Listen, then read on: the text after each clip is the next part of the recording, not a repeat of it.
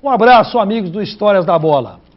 Belo Horizontino da Gema, filho do senhor Hilton Figueiredo e de dona Laura Auxiliadora de Figueiredo, irmão de André e Alessandra, Anderson Márcio Figueiredo, como milhares de outros garotos da sua geração e das anteriores e das subsequentes também, torcia pelo Atlético e alimentava o sonho de ser jogador de futebol no clube do coração.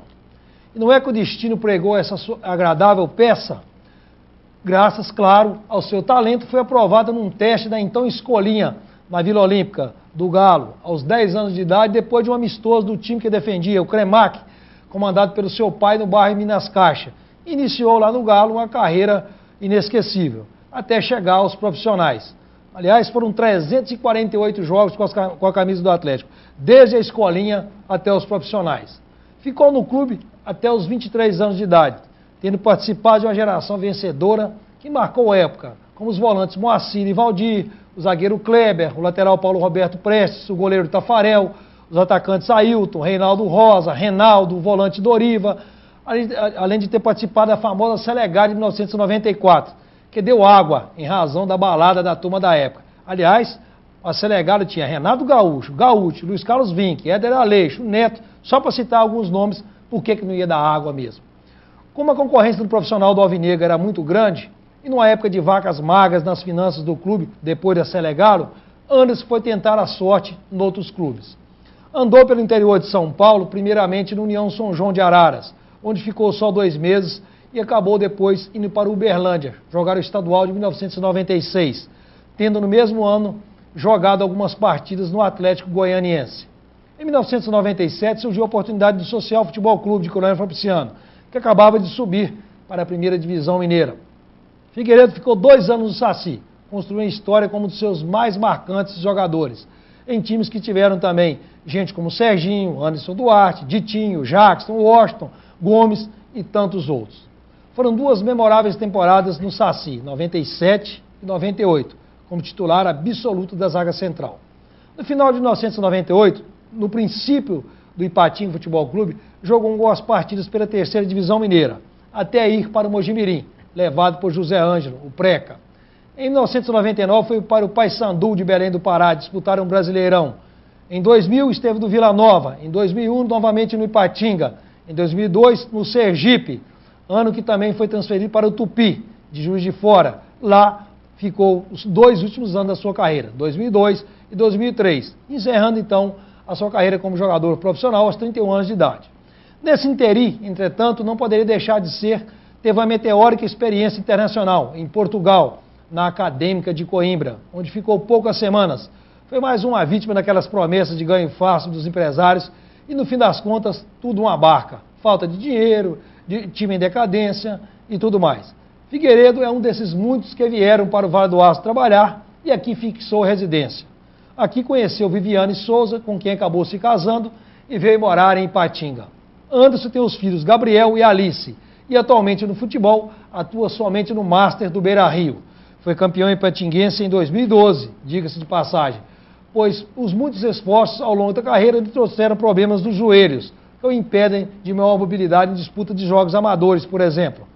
Anderson Figueiredo veio nos contar a sua história, recheada de passagens interessantes, como aquela em que o lateral esquerdo o lateral Roberto Carlos, um dos maiores do mundo, atuou um dia com a camisa do Galo, ao lado de Anderson Figueiredo, quando o Galo e alguns empresários tentavam negociar com alguns clubes europeus, uma excursão da barca atleticana, em que ele esteve atuando ao lado, como disse, do Anderson e diversos outros jogadores. Os olheiros atleticanos e dos outros clubes que enfrentaram o Galo não enxergaram o potencial de Roberto Carlos, que retornou à União São João de Araras, de lá para o Palmeiras e daí para o mundo, como todos já sabemos, que os empresários e dirigentes deixaram uma pérola escapar por entre os dedos. Falará também da Selegado e de tantas outras andanças pelos clubes do interior em seus mais de 11 anos como jogador profissional e também na categoria de base do Atlético, onde diz que ele fez 348 jogos com a camisa do Galo. Anderson, já apresentei bastante, acho que já chega de apresentação. Vamos direto ao que eu costumo dizer aqui na nossa participação dos nossos convidados. Como é que foi sair do sonho de ser jogador para a realidade? Como é que isso aconteceu? Quem te incentivou? Quem te levou? Como é que foi o seu primeiro treino no Atlético? ainda na escolinha com 10 anos de idade? Eu tive a oportunidade, né, de que todos os garotos, né, têm de fazer um teste no Atlético. Então eu estava jogando no time do meu pai, né, em Belo Horizonte, e apareceu um olheiro, né, como de costume. Esse senhor Adalberto, né, me levou, era chamado só de senhor Adalberto mesmo, até hoje já falecido, me levou para a Vila Olímpica, e então fiz o teste. E eu fiz o teste não na posição que eu jogava, porque eu jogava de lateral no time do meu pai, e fiz o teste de zagueiro. E aí passei e comecei, gostei da ideia, né, meu pai sempre me acompanhando, e aí foi que começou a minha carreira no Atlético Mineiro. Você era daqueles que frequentava a arquibancada no Mineirão para ver jogo do Galo? Frequentava, eu adorava o Atlético. Eu não tinha camisa do Atlético, eu tinha uma camisa velha, rapaz, do Santos. Você vê, do Santos. Eu ia com essa camisa pro Mineirão com meu pai. Aí a gente não perdia os jogos, e a minha família toda atleticana, então a gente não podia deixar de estar no Mineirão. Um fato que eu não esqueço, né, foi aquele de 1987, né, que o Atlético perdeu pro Flamengo. Flamengo, a semifinal. Isso, gol do Renato Gaúcho no Mineirão, o Tele Santana era o técnico. Isso. Que ele passou, driblou. O Éder Lopes era o volante, o último jogador da Éder Lopes. Aquele jogo, eu estava lá no Mineirão e foi um jogo assim que meu pai não foi. Eu fui com um vizinho, amigo do meu pai, falando, pode ir. E naquela época eu tinha 15 anos. E eu fiquei na arquibancada de baixo. Você já jogava nas categorias de base do Galo? Já jogava. Na arquibancada de baixo eu fiquei, porque no Mineirão tinha, né, arquibancada em cima. Exatamente. E ficava aquele negócio balançando, rapaz. Eu ficava olhando para cima, que tem aquele, por causa do impacto, né? E o Mineirão lotado, não tinha mais espaço para ninguém. Foi um jogão. Esse ficou marcado como um torcedor, né, e nas arquibancadas do Mineirão. Exato. Se tivesse a oportunidade, você jogaria em alguma outra posição que não fosse de zagueiro, ou é melhor mesmo ter sido zagueiro? Melhor zagueiro. Tive oportunidades de jogar, né, como lateral também, né, profissionalmente. E no Júnior, rapaz, tem uma história no Júnior do Atlético que o Carlos era o volante. O loirinho, Carlos. Isso, o Carlos era o volante, era o camisa 5 do nosso time. E eu, o zagueiro. Aí o Barbatana, rapaz, o Barbatana cismou que eu tinha que jogar no meio de campo e o Carlos de zagueiro. Inverteu? Inverteu, eu não sei qual era a ideia dele. Teve um jogo contra o Uberlândia no Mineirão, que ele me colocou com a camisa 10. Rapaz! De zagueiro para a camisa 10. E aconteceu que nesse jogo nosso time foi tão bem, eu joguei bem e ainda fiz gol.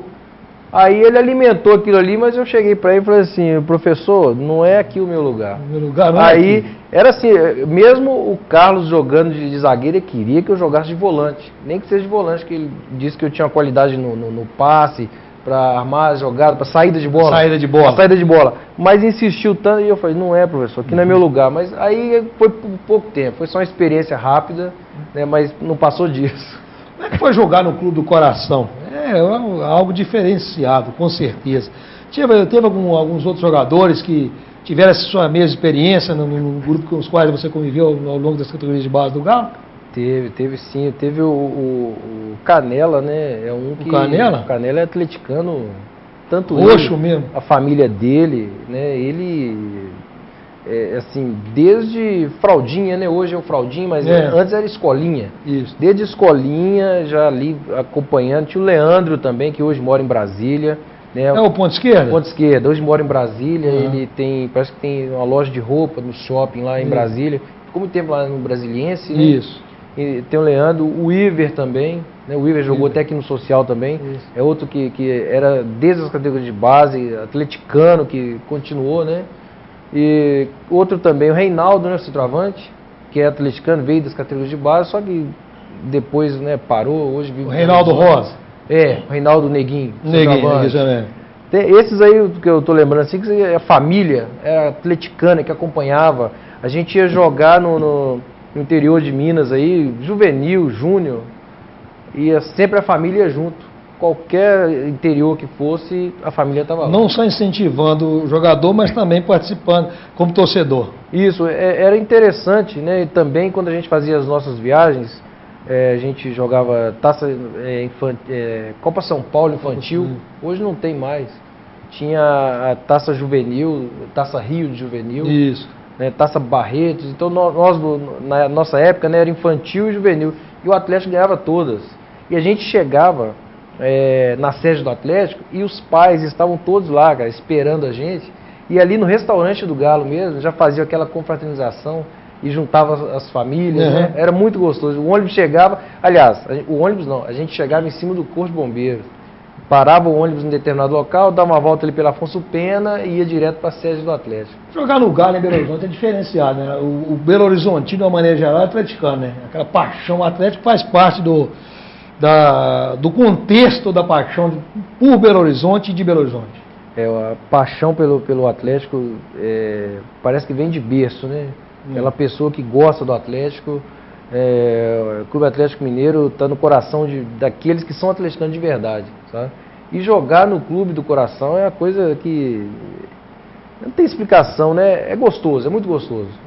Você conviveu com muitos jogadores, muitos treinadores, teve histórias certamente marcantes, mesmo nas categorias de base, já no profissional do Galo, né? Você pegou algumas situações interessantes, vamos dizer assim, tanto pelo lado cômico quanto pelo lado de dificuldade ou pelo lado de alegria. Como é que você tem uma história, alguma coisa marcante para contar, alguma conquista, algum fato interessante, alguma pisada na bola de algum companheiro? Se quiser citar nome, pode, mas você pode contar só o milagre, o santo, pode deixar de lado se quiser. A gente tem muita história no futebol, rapaz, de viagens, né? E teve algumas das viagens. Tem o Adilson, né? Adilson Batista, que hoje é Adilson treinador. Batista, ele jogou no Atlético. Ele falou que ia escrever um livro só das quebradeiras dos jogadores. E aí ele as quebradas mesmo.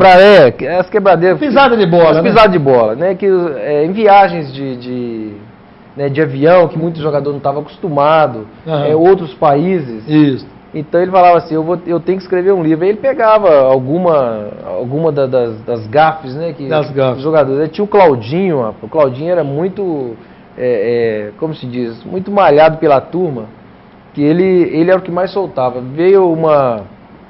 Veio uma aeromoça e perguntou para ele, coffee and milk. Ele, no, futebol. Ele,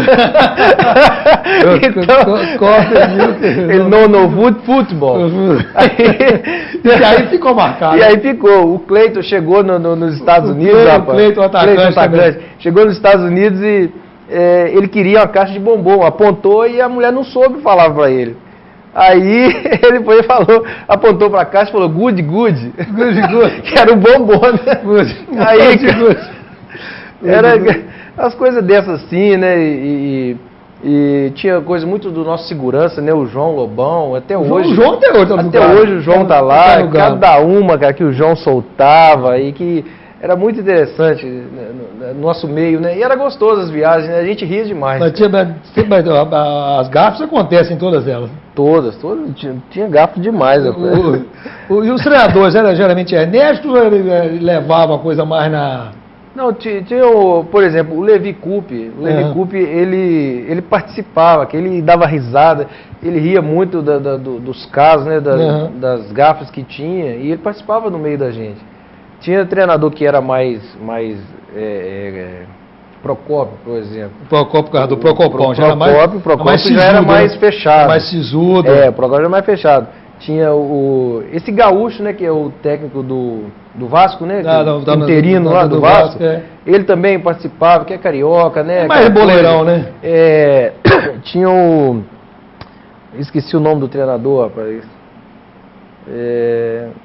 Não, deixa. Eu só sei que quando saiu o Vantuí Galdino, né, nessa época que tinha a Selegalo, Valdir Espinosa. Rapaz, chegou, Vila Olímpica tinha escada e está descendo lá, Valdir Espinosa. Aí o Renato Gaúcho já apontou, a gente fazendo aquecimento, né? Aí chega lá, o Valdir chegando, aí o meu treinador está chegando. Meu treinador, porque ele e o Gaúcho que colocaram o Valdir Espinosa lá. E quando esse pessoal estava da Senegal, né, dessas histórias aí, dessa época, os atores iam lá no dia do sábado do rachão, o pessoal aparecia lá para jogar bola com a gente. Tom Cavalcante, Fagner. Teve um dia no rachão lá que o Canela, rapaz, deu uma chegada no Tom Cavalcante e o negócio foi... Quando se perdeu o controle por completo. Criou-se um popstar, um superstar, sem ter conquistado nada, né? Uhum. Desse jeito. A Senegal. Sobre essa Senegal, sobre as outras passagens, outras peripécias, outros périplos ao longo da carreira de Anderson Márcio Figueiredo, o Anderson Figueiredo, que construiu sua história aqui no Vale do Aço jogando com a camisa do Social. A gente vai falar e contar muitos causos no próximo bloco do Histórias da Bola. Até já!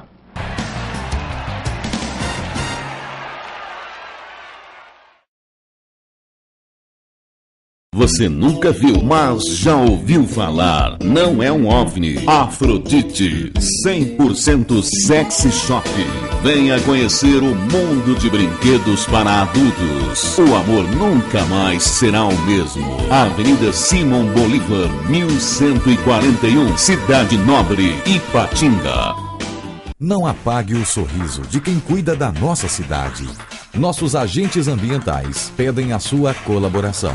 Descarte seringas, cacos de vidros, espetos de churrasco, pregos e latas de conservas com os devidos cuidados. Embale-os antes do descarte. A gente cuidando da nossa cidade sem acidentes. Coleta Segura, o seu jeito de cuidar dos agentes ambientais. Vital Engenharia Ambiental. Se você não quer ter dor de cabeça na hora de fazer os seus serviços gráficos, procure a Gráfica Arte Publish. Moderno parque gráfico com profissionais atualizados, prontos para atender com rapidez, a cortesia e a pontualidade que o mercado exige. Gráfica Arte Publish, sinônimo de qualidade em serviços gráficos. Atendimento em sede própria, com assessoria jornalística, fotolito eletrônico e criação de peças publicitárias. Gráfica Arte Publish, mais que impressão, impressiona. Arte Publish, Avenida Londrina, número 400, bairro Veneza 2, Ipatinga. Telefone 3828-9020. artepublish@artepublish.com.br. Fique bem informado com o Diário do Aço, o jornal de maior circulação em toda a região. Tradição, credibilidade e compromisso com o leitor estão em nossas páginas. Assine e leia o Diário do Aço, o veículo com a melhor equipe de profissionais e maior estrutura para apurar e informar com responsabilidade os principais acontecimentos. Acesse também a nossa versão online, www.diariodoaco.com.br.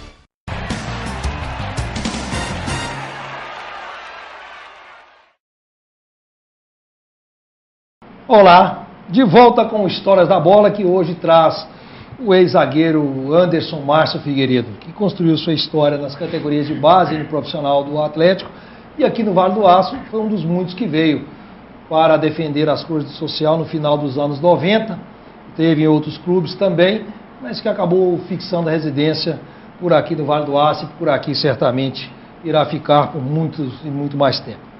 Antes, na passagem inicial, a gente dizia com relação ao dia, ou aos dias, né, em que o Roberto Carlos vestiu a camisa do Atlético.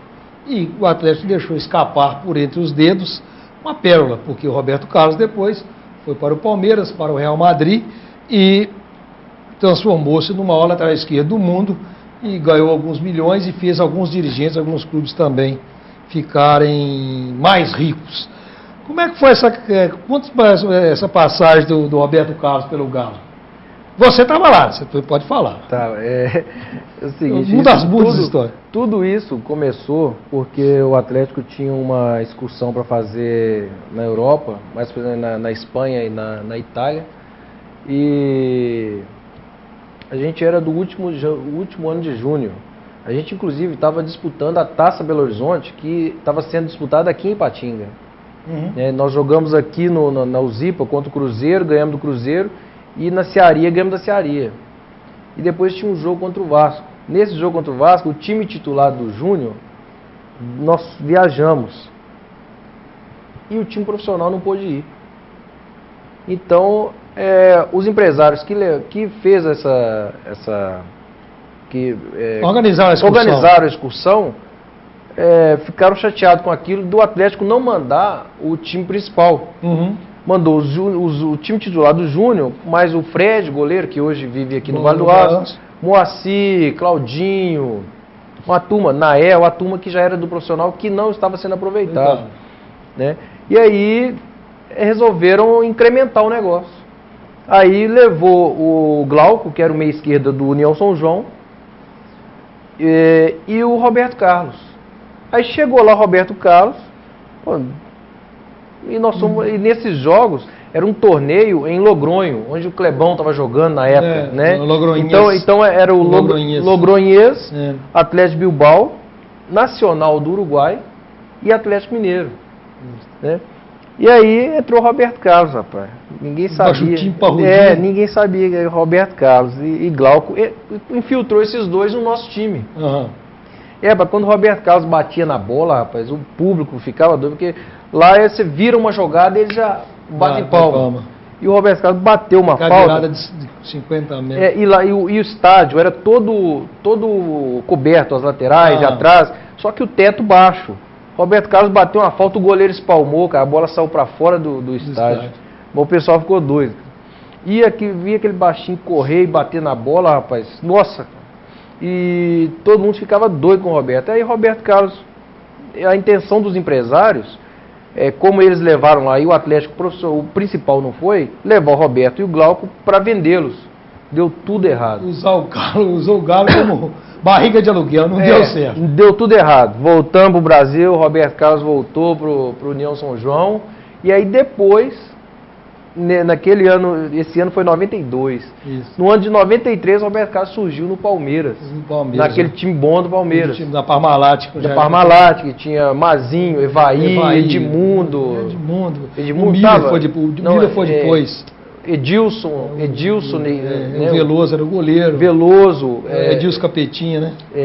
Acho que o Clebão estava. César Sampaio já estava. Lateral direito era o Cafu. Lateral direito. Então o Roberto Carlos entrou naquele time e dali foi pro mundo. É que ele apareceu. Mas jogou no Galo? Jogou no Galo. Junto com o Anderson Figueiredo. Não, e tem um detalhe. Junto com o Anderson Figueiredo. Junto comigo. E no ano de 93, nós jogamos contra eles, Atlético e Palmeiras, né? E a camisa dele tá lá com meu pai em Belo Horizonte. Ele me deu a camisa, fizemos muita amizade. Quem fez mais amizade com ele foi eu e o Macaé, ponta direita, né? E hoje vive em Belo Horizonte lá, nas escolinhas de um time lá do Calbaiano. Exemplo desse caso do Roberto Carlos, houve algum outro caso de alguns jogadores que o sucesso bateu a porta e que passaram, ou que ficaram no meio do caminho, por exemplo, jogadores que tinham potencial e ficaram no meio do caminho? Teve um que eu já citei o nome dele aqui, o Carlos. O Carlos volante. É volante.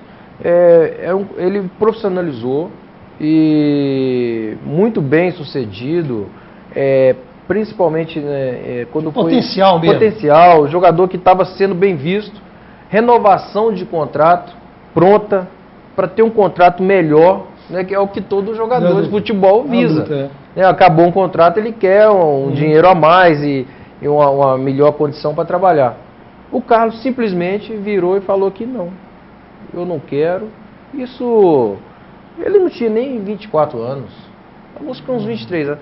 Ele virou e falou que não era a vocação dele, né, e Deus tocou no coração dele para ele tocar a vida dele de outra maneira. Hoje ele está bem sucedido, mora na divisa ali de Bicas com Betim, próximo a Belo Horizonte, está bem sucedido, está bem casado, formou a família dele, graças a Deus, e está vivendo tranquilo. Hoje ele é professor de educação física. Outros assim que jogaram com você, que ficaram no meio do caminho, tinha potencial, que não tiver cabeça, teve muito descabeçado, não teve? Teve muita gente, rapaz. Não é bom nem citar muitos nomes, não. Mas teve muita gente que se perdeu. O Reinaldo, né, teve... O atacante, teve um sucesso. O Reinaldo teve na Itália, teve no Palmeiras, teve no time principal do Atlético, teve no Cruzeiro, teve... E ele mesmo teve uma reportagem sobre ele mesmo falou que se ele tivesse no caminho certo, ele seria um outro Ronaldinho, né, um Ronaldo Fenômeno, que os dois são da mesma época, mesma idade, E ele tinha vocação para fazer gol, né? Tinha sorte. Ele jogou fora, né, do país, jogou no Cruzeiro, jogou no Palmeiras. Teve na Itália. Teve na Itália, né? Então ele teve a oportunidade de ser um jogador que, para despontar, para vestir a camisa da seleção brasileira e fazer sucesso. Ficou por causa dos caminhos tortuosos e o jogador de futebol tem esses caminhos, aparecem toda hora, né? Aparece, tem demais. Isso aí até hoje, né, visto. Né, o jogador de futebol, ele tem a linha certa e parece que a cabeça não ajuda. Isso é o quê? O glamour da profissão, da fama, do dinheiro às vezes fácil, do conforto em excesso que não tem? Como é que é isso? Tem a situação da convivência com os falsos amigos. Os falsos amigos. Tem os falsos Aqueles amigos. que se juntam. Tem os falsos amigos no futebol, que você acha que está ali, né, do seu lado, mas quando você tropeça... Ninguém está seguro. Ninguém aparece por perto. Então, enquanto você está no auge, né, eu cito um caso aqui do nosso amigo Éder Lopes. O Éder Lopes, o volante, titular do Galo por muito tempo. Tinha muita gente ao lado dele, né, que ele achava que era amigo dele, mas na verdade estava ali por causa do sucesso dele. Hoje ele está lá em Formiga, vai ver se tem algum desses amigos que está para ajudar ele. Eu acredito que não. Esse é que é o problema, né? Eu acredito que sim, porque esse glamour todo não é para todos, né? O futebol realmente não é para todos. Né? Glamour, você vê hoje falando de Adriano, que perde seu dinheiro com coisas... Jogou tudo fora. É por aí. Então o glamour não é para todos. Agora, a amizade, né, fora de campo conta muito. Conta muito. Eu, graças a Deus, eu não tive essa situação, não tive ninguém que me levou para um caminho errado. Minha situação hoje, eu vivo bem, é por causa da minha condição que eu montei desde que eu joguei o futebol e eu vai muita criação parar. Também, né? Vai muita criação, muita educação. Educação. E eu, graças a Deus... E toda hora aparece, vai aparecer aquele tipo capetinha para fazer. Sempre. A noite é convidativo para o boleiro, né? A noite é Maria Chuteira. Porque é fácil. Fácil mesmo. Porque é fácil, aparece muito, aparece assim aos montes. Tem assim, se você piscar o olho, estalar os dedos, aparece tanto as Maria Chuteira, tanto com esses amigos que fazem parte negativa. E à noite, né, as noitadas, aí vem a parte financeira, né, o jogador de futebol ganha um pouquinho a mais, aí ele tem condição de estar nos outros lugares, convida o fulano de tal, convida o outro amigo, que paga, ele faz a farra. Quem paga é só ele, né? É só ele, entendeu? Então, acontece muito dessas situações. Hoje no futebol acontece demais também. Hoje a gente cada vez mais ganha-se mais e cada vez mais as oportunidades são... Nós temos exemplos de jogadores que, né, estão fazendo sucesso, que são daqui do Vale do Aço, que estão na situação assim, não precisa citar não, muita gente sabe. Né? Infelizmente. Está jogando hoje e tem os amigos que estão do lado lá, mas se depois acabar o dinheiro, não vai ter esses amigos mais. Nós já tivemos um exemplo clássico aí de jogador poderosíssimo, rico mesmo, o Miller hoje está literalmente quebrado. Eu tive a oportunidade de jogar com ele. Joguei com ele no Tupi, né, no Campeonato Mineiro, 2003, Campeonato Mineiro 2003. O Miller é uma simpatia de pessoa, mas pelo lado que né, os tortuosos, né, do futebol. O recentemente falecido Alex Alves ganhava 100 mil, menor salário dos clubes ganhava $100.000 por mês. Morreu na miséria. E essa situação do Alex Alves, né, foi noticiado essa semana agora, que até o Hertha Berlim vai ajudar a filha dele. A filha dele parece que tem 13 anos. Situação complicada. Os exemplos estão aí. Né? Como é que foi sua vinda para o Vale do Aço? Quem te trouxe? Como é que foi essa... Olha, eu estava no Atlético de Goiânia, né, disputando o Campeonato Brasileiro, 96. E aí, como o Itaí já me conhecia, Né, Itaí Machado, na época, estava ajudando o social. Ajudava o social. Ajudava o social. Aí ele me telefonou e falou, você quer vir pro Vale do Aço, pro social? Eu até então eu não conhecia ainda, né, sobre o social, porque era o primeiro ano dele na primeira divisão. Exatamente. Então, como eu estava fora, não estava acompanhando nada, né, e o lado do Vale do Aço eu não tinha conhecimento que tinha um time que estava jogando profissionalmente na primeira divisão. Ele, não, pode vir e tal, e aconteceu que cheguei aqui em janeiro de 97. Uma chuva, uma enchente danada. Eu cheguei, quando passando ali pelo Cachoeirinho, a água estava indo na rua. No Cachoeirinho, Timóteo, né? No Distrito Cachoeira do Vale. Isso, a água estava na rua ali, tinha casa inundada e eu assustei com aquilo. Cheguei aqui com a mala cheia de blusa. Minha mãe falou assim, leva a blusa, meu filho. Cheio de blusa. Um calor lascado. Uma semana que eu fiquei aqui, eu enchi a mala e devolvi tudo lá para Belo Horizonte. De calor. Leva a blusa, meu filho, que estava chovendo na época, né? Janeiro, né? Leva a blusa pra você não sentir frio lá e a gente escuta, né? Mãe é mãe. Mãe é mãe. E cheguei aqui, e aí cheguei, né? Aí conheci o Adílio, né? E conheci a turma do social e foi assim, parece que o primeiro casamento, sabe? Se encaixou mesmo? Não, aquele social, vou te falar, até hoje... De 97 tinha você, tinha o Serginho, Toninho Pereira. Toninho Pereira estava lá, né? Toninho Pereira, Renatinho. O Renatinho, aquele Kika, Washington, Maurinho Veras, Elinho, né, o Leonardo, lateral esquerdo, o Léo, né, que hoje é taxista aqui. Então, Gomes era Lucas, goleiro. Então tinha uma turma muito boa. Teve história desse time, não teve? História para contar. Teve muita extra-campo. Teve demais. Não teve? Esse time, nossa senhora. Esse time deu trabalho dentro e fora de campo. Você era pequena para essa turma, né? Deu muito trabalho. O Zé Ângelo, que era um cara muito... Coração grande, né? Muito, como se diz, rigoroso. E ele via com os olhos que aquele time ia dar certo. Então ele segurou muito a barra. E a gente morava na concentração. Morava na concentração? Morava na concentração, tinha hora pra gente chegar. A gente tinha que estar lá 10 horas no máximo. Tinha 10 pra chegar, mas... Não, mas tinha que chegar. Mas tinha gente que saía depois. Tinha que sair depois. Pulava o muro. Pulava o muro. Tinha muita gente danada lá. Nossa. E o quarto que eu ficava era eu, Toninho Pereira e Maurinho Veras. Deus me livre. Eu, Toninho Pereira e Maurinho Veras. Eu, Toninho e Maurinho Veras, era o quarto, cara. E um calor danado. Ali com o telhão, né? Um calor danado. Quer dizer, naquela época o futebol já estava relativamente avançado, o futebol profissional, mas os jogadores se submetendo e namorarem em concentração dentro do estádio, né? Aconteceu isso aí, rapaz. Eu fiquei sabendo depois disso aí. Quando aconteceu. Não vamos citar nome nem nada, né? Mas aconteceu na arquibancada do Luizense. Fiquei sabendo, mas como é que é isso? Mas teve jogador que foi lá na arquibancada, porque eu morava na concentração, né? O negócio era essa menina que sujeitou a ir lá, né? Tinha o motel do campo social era arquibancada. O Zé Anjo teve aqui no História da Bola, ele contou esse caso. Então ele sabe quem era. Você contou o caso? Ele contou o caso, ele pegou o rapaz abraçadinho ainda. Não, então ele contou o caso. Aquele capitão era bravo. Nossa. Aquele capitão era bravo.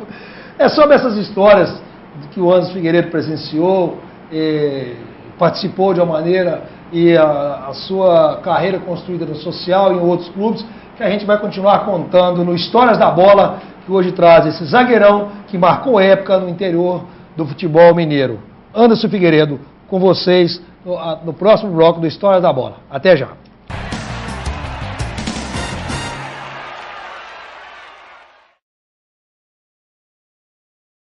Atenção, luz, câmera, gravando. Todos os momentos devem ser registrados com qualidade e profissionalismo. Lana Vídeo Produtora Audiovisual, especializada em vídeo empresarial, documentários, comerciais para TV e eventos sociais. A equipe Lana Vídeo lhe atende com profissionais capacitados para fazer o melhor registro do seu evento. Lana Vídeo Produtora Audiovisual. Ligue e agende uma visita. 38216992 ou acesse lanavideo.com.br. O Grupo de Jaffer se consolida pela qualidade de seus produtos. De Jafé, Ferro e Aço em Fabriciano e Aço Nobre em frente à passarela do Iguaçu em Patinga.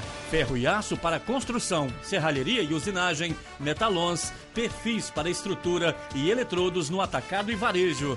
Máquina de fabricação própria de telhas sob medida. De Jafé, construindo um vale de ferro e aço. Avenida Tancredo Neves, 553, Coronel Fabriciano. Aço Nobre, Rua Pedras Preciosas, 25, Iguaçu e Patinga.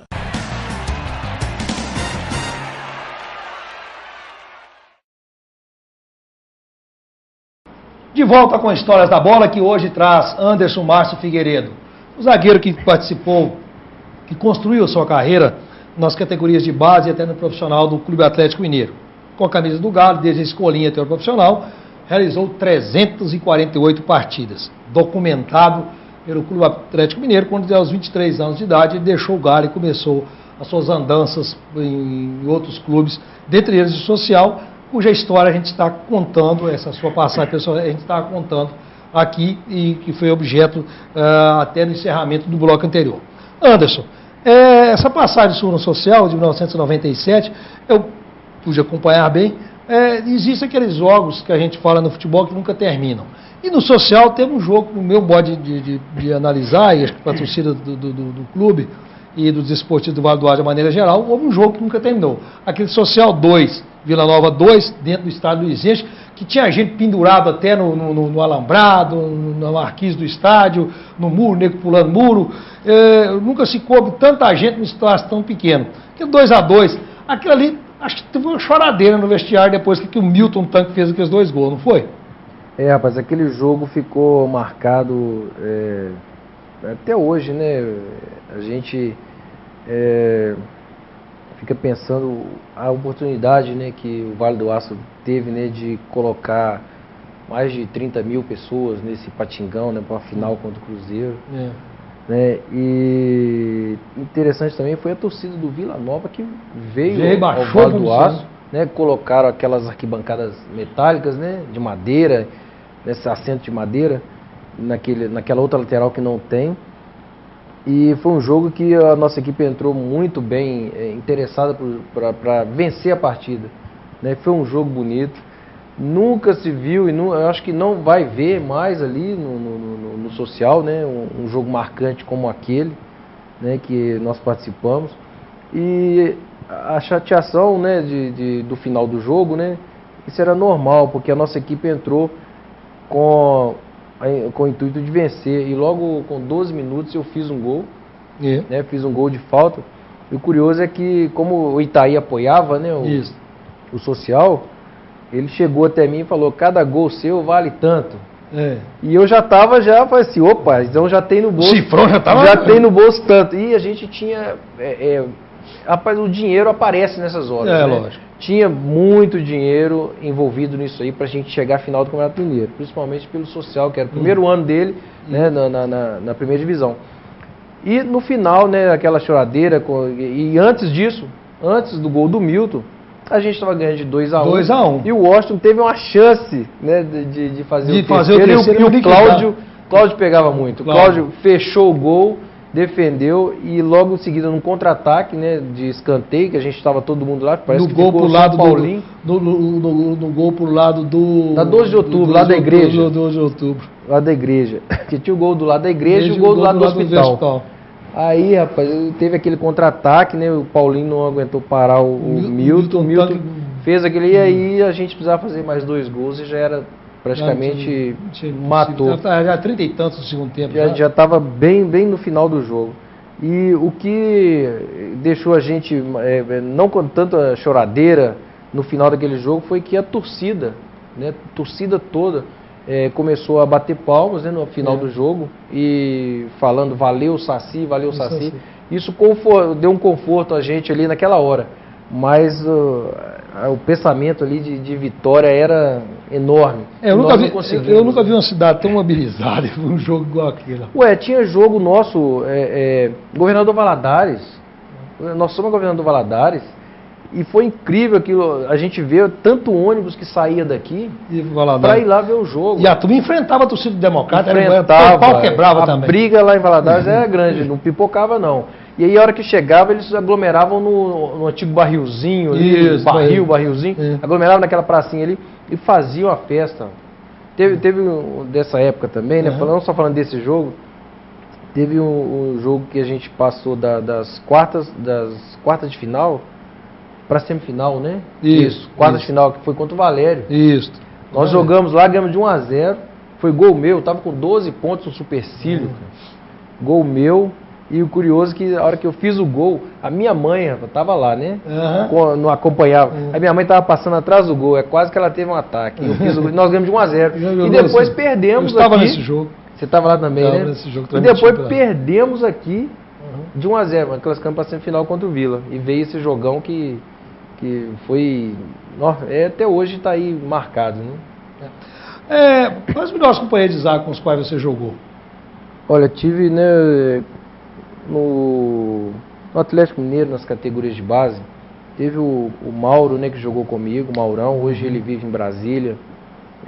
Teve o Alexandre Nunes, eu vou deixar por último, que aquele lá era especial, cara. O André Figueiredo, né, que hoje é coordenador das categorias de base, né, também, o zagueiraço, né, o Hélio Pescara também teve aqui no social, né, até ele ter os problemas de joelhos, né, o Hélio Pescara também foi bom, o Serginho, um ótimo zagueiro, falecido Serginho, que até então não era zagueiro, né? Ele jogava lateral. De volante, jogava de lateral, mas quando jogava na zaga, até que ele firmou na zaga, Ipatinga até, né? Agora, o Alexandre tem uma história especial, que nós jogamos juntos no Social, jogamos juntos no Ipatinga, jogamos juntos no Mojimirim e jogamos juntos no Tupi. E todas essas nós somos titulares. Certo. Então, e tudo porque o Zé Ângelo era o treinador. E o Zé Ângelo já conhecia a gente. E a gente estava aí sempre acompanhando o Zé Ângelo, né? Até foi um dos treinadores que eu mais joguei. Né? Os clubes onde ele estava. Teve o Sergipe também, que ele estava lá e me levou para lá. Foi um dos treinadores que eu tive mais oportunidade de jogar. E como falando do companheiro de zaga, o Alexandre Nunes era especial, rapaz. A gente, na concentração, se, por exemplo, ele tivesse com o terceiro cartão, estivesse fora de um jogo, aí eu ficava hospedado, né, no hotel, na concentração, com outro atleta. Aí, no outro jogo, quando ele voltava, ou vice-versa, né, o que acontecesse, a gente tinha que estar junto ali, porque a gente estava concentrado e a gente estava conversando sobre o jogo. E ele tinha o apelido de Veinho, né? O Veinho, e aquela coisa toda. E ele era mais da pegada. E eu era mais da sobra, né? Então, tinha dia que ele falava comigo assim: ô Figueiredo, hoje não dá pra mim. Hoje eu tô na nhaca. Então eu tinha que desdobrar. Ele ficava na sobra e eu tinha que marcar. Tinha que sair para dar o bote. E tinha dia que ele, lá do canto da boca dele, ficava tudo branco assim. Ele falava assim: hoje, deixa comigo. Bom, pode sentar, como é que tá aí? E ele pegava e marcava. E aí deu essa liga. Esse acasalamento perfeito. Ficou bem demais. E até hoje, né? Marcou época? Marcou. Sem dúvida. O Alexandre Nunes foi um dos zagueiros, assim... Você falou de treinador aí. Treinador de futebol ganha jogo ou perde jogo? Eu gosto de fazer essa pergunta para todo mundo. Eu acredito que ganha. Ganha jogo. Mais ganha do que perde? Eu acho que mais ganha. E faz a diferença o treinador? No dia do jogo, na hora do jogo? Não é, ou é no contexto do dia a dia do trabalho? A visão de cada um, né? O que tem mais visão, tanto trabalhar aquela equipe naquele dia, naquela semana que o determinado time vai jogar contra, né, sua equipe, se ele trabalhar bem, saber informações, eu acredito que ele ganha. Aí o contrário, né, para perder é aquele desinteressado, não presta atenção. Não preguiçoso. Não presta atenção, tem que sempre estar reciclando, sempre tem que estar olhando. O goleiro acredita na resenha do treinador? Como assim? O boleiro, de uma maneira geral, ele acredita na resenha do treinador? Não, acredita sim. Ou ele faz de conta que acredita? Não, acredito. No meu caso, eu posso falar, né? No meu caso. Mas a maioria, com os quais você conviveu? Tem sim. O pessoal aceita o que o treinador fala e encaixa Tem outras também, tem outras oportunidades também que o treinador fala e não encaixa. Não é aquilo que a gente está querendo. Já aconteceu oportunidades do treinador passar alguma coisa e a gente vê que estava errado. Estava errado não. Não era aquele momento para passar aquilo. Né? Passar a preleção que ele quer dizer, né? Então eu acredito que tem jogador que acredita sim, mas tem muitos que nem dão muita atenção não. Vai pela qualidade, pelo potencial, né, que tem para jogar e desenvolve aquilo ali. O que é necessário para ser um jogador de futebol, um garoto se transformar em um jogador de futebol? Vamos dizer assim, ele ser bem sucedido. É persistência ou tem que ter muita sorte também para ser jogador e ganhar dinheiro? Ó, primeiro, né, ele quer ser um jogador de futebol. A formação familiar ajuda demais, ajuda muito. Ele tem uma formação familiar e ter persistência. Nós temos exemplos aí hoje no Atlético, é o Bernard. Né, Bernardo, atacante. Ele persistiu, foi até... Chegou a ser dispensado. Chegou a ser dispensado e conseguiu chegar aonde ele queria, que é ser um jogador profissional do Atlético, né, e ter o glamour que ele está tendo hoje. Então tem que ter a cabeça no lugar. Né, hoje em dia está muito fácil desviar. Hoje a tecnologia hoje ajuda demais você desviar a atenção do que você quer na sua carreira. Então o jogador tem que estar focado, tem que treinar, tem que estar bem alimentado, tem muito disso hoje. Um espírito de renúncia numa certa fase da vida. Uma certa fase. Que é mais difícil, né, hoje. É complicado. É muita coisa que vem aos pés. O mundo está aos pés, né? Tá muito fácil, né, para você chegar onde você quer ou também para ficar para trás. Tem isso também. Tá muito fácil você chegar onde você quer. Né? Hoje eu estava sábado com o Canela aqui no hotel aqui em Ipatinga. Seu ex-companheiro Canela. O infantil teve aqui. Eu falei com ele, poxa, na época que a gente jogava, rapaz, os jogos eram à tarde. A gente viajava de manhã, chegava no local, almoçava, ficava dentro do ônibus esperando o horário do jogo. Hoje não se concentra. Hoje não, chegou, ficou no hotel bom, hotel bom aqui em Patinga. Chegou no sábado, 4 horas da tarde, para jogar no domingo, 9 horas da manhã. Então, quer dizer, a formação hoje para o atleta, ela está mais profissional do que antes. Sem dúvida. Né? Valeu a pena ser esse jogador de futebol antes? Valeu. Você poderia ter aproveitado a sua carreira de outra forma, ou tudo foi dentro da normalidade? Valeu a pena? Valeu a pena sim, porque eu criei grandes amizades, tenho algumas amizades até hoje, né, da época de júnior, categoria de base do Atlético. Né, o pessoal vive mais em Belo Horizonte, tem, igual citei, do Mauro, que mora em Brasília, né, e outros mais que moram em Belo Horizonte.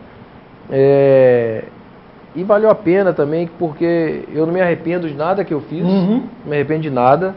Né, hoje eu vivo tranquilo, sem mágoa. Não tem frustração? Não tenho por não ter ficado rico com o futebol, ter jogado. Uma safra sua, de ex-companheiros, ganhou dinheiro, com certeza. Tem alguns que são bem sucedidos, graças a Deus. E tem gente que joga até hoje. O Arley goleiro do Goiás. Nunca joguei com ele, mas era a briga contra, né? Que é a mesma idade. Você jogou muitos enfrentamentos com ele. Tá jogando até hoje, 40 anos, né? Da mesma época. Então, e tá bem sucedido, né? E eu não tenho frustrações nenhuma do futebol, porque graças ao futebol eu criei uma família, né, maravilhosa, minha esposa, meus filhos, né, que me dão sustento para eu estar aqui hoje. O jogador de futebol ganha bem? De uma maneira geral? De uma maneira geral, ganha bem, dependendo da situação dos clubes, né? Porque clubes do interior de Minas Gerais hoje, eu não acredito que paguem tão bem quanto os times do interior paulista. Mas se pagasse em dia, ainda é um bom salário, né? Se pagasse em dia, ficava tudo legal, né? Hoje os jogadores trabalham, fica 2, 3 meses, 4 meses para receber. Tem muito pendura na carreira para trás, hein? Eu até hoje, rapaz. Aí pode falar os clubes. Eu tenho pendências com o Paysandu. O Paysandu é um que deixou de honrar o compromisso. De honrar o compromisso. Já são 12 anos, lá se foram 12 anos. Foi em 99, né? Tenho pendência também com Ipatinga, mas não foi uma coisa assinada. Isso. Né? Foi de boca, com o presidente e tudo. Mas fica assim. Uma das coisas que me levou também a parar com o futebol foi essa situação. Você fica 6 meses no lugar, recebe, não recebe, fica 3 meses no outro lugar, recebe, não recebe. Chega uma fase da carreira que não adianta ficar insistindo com 30 e tantos anos de idade. Não adianta. Por exemplo, eu parei de jogar com 31, podia jogar até os 35, 36, quem sabe. Mas a situação dos clubes em que eu estava passando não era favorável para eu continuar a minha carreira. Os dirigentes de futebol para esses clubes do interior, eles são bem ou são mal do futebol? Eles são um misto do bem e de mal, ou os dirigentes para clubes do interior, no maneira geral? Às vezes eles não têm experiência para tal função. Não tem experiência para tal função. São amadores, na verdade. São amadores, né? E vão crescendo ao longo do período que vai passando, né? Que vai trabalhando com o futebol. Só que tem aquele lado, né? Se ele for crescendo do lado que ele vai aprendendo com os que fazem as falcatruas, aí o negócio fica descambado. Então, eu acredito que no interior, hoje, né, o pessoal está bem mais estruturado do que da época que eu jogava. Na época que eu jogava não tinha tanto profissionalismo igual tem hoje. O boleiro percebe que o dirigente é espertalhão? Percebe, sim. Percebe? Percebe. Não percebe. Que está passando outros para trás, os assentos passaram para trás? Percebe, sim. Fica sabendo, mas assim, na hora. E pressiona em cima para ver se vai dar certo. E na mesma hora que faz aquela pressão, e junta, né? Faz os bolinhos, né? Faz os grupinhos. Faz os grupinhos para decidir o que vai acontecer. Né? Muitos clubes acontece disso aí. Né? Não tem... É uma prática comum, né? Se profissionaliza um determinado segmento e o topo da pirâmide não é profissionalizado. São duas partes que não são profissionalizadas, né? O topo da pirâmide, que são os dirigentes responsáveis pelos clubes, e a arbitragem. Outro problema também sério, né? Você já foi roubado, viu? Você foi roubado...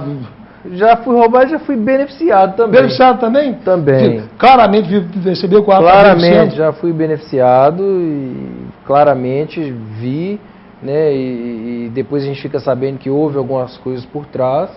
Né? O goleiro sabe que o árbitro é sem vergonha? Tem muito árbitro que já entra, a gente já sabe que ele está querendo ou te ajudar... Ou te atrapalhar. Ou te atrapalhar. E quando quer atrapalhar, não tem jeito. Não tem jeito. Tudo que é contra, ele está ali. Tudo que é contra você, ele está... Se você piscou, ele está marcando uma falta contra. E o futebol é danado. É desse jeito. As histórias do Anderson Figueiredo. Antes, a gente ficou muito feliz em ter trazido você aqui, as histórias da bola. Pena que o programa... 50 minutos, 1 hora, mas algumas boas histórias, boas passagens da sua carreira, que foi construída com muito brilhantismo, a gente pôde contar aqui. E acho que nesse encerramento, se você quiser fazer o uso da palavra para uma pincelada final, para dar um arremedo final, a oportunidade está aí, porque esse é o Histórias da Bola. Eu só agradecer você de eu estar participando de Histórias da Bola, eu acompanho, né, o Histórias da Bola, tenho muitos amigos que já vieram aqui, né, e hoje eu estou participando.